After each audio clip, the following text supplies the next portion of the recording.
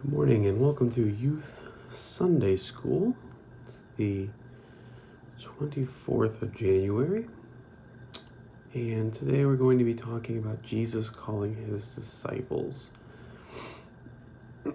So, Jesus didn't start out with 12 disciples. He didn't, he initially had himself, and then as he was beginning his ministry, his journey, he called disciples, and by call, I don't mean that he picked up a phone and was like, hey, you want to come hang out? But as he was walking, he called them like, hey, come follow me. And so often when we talk about what Jesus is doing in our lives, we call it our call.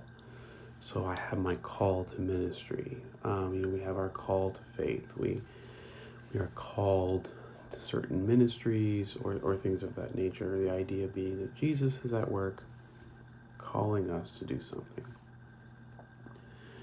So in Mark's gospel, in the first chapter, he's walking along and he's telling people good things are about to happen.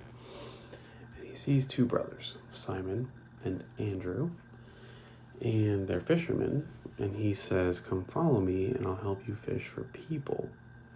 And so they go follow him. And then immediately after he sees James and John, also fishermen. Similarly says, come follow me, and they come follow him. So these are sort of the first four of his disciples. So Simon is also known as Peter. And so these are sort of his core group. And they will be the ones who will help guide everything that he does and who really will be his hardcore supporters. So we have two responses when God calls us. We can do the disciples and put everything down and follow God. Or the other response that we have when God calls us is that of Jonah. So in Jonah, God calls Jonah and says, go to this city for me. And Jonah's like, no way, dude, I'm out, and leaves. Gets on a boat and tries to go as far away as possible. Because Jonah just doesn't want any part of this God business. And so Jonah tries to bail out and get away where they can't find him. And it doesn't work out. Ultimately, he ends up doing what God has asked him to do. He's not happy about it. He's not happy with the results of what he does. But that's what he does. But when we're called, sometimes it's something we don't want necessarily because it interferes with our life.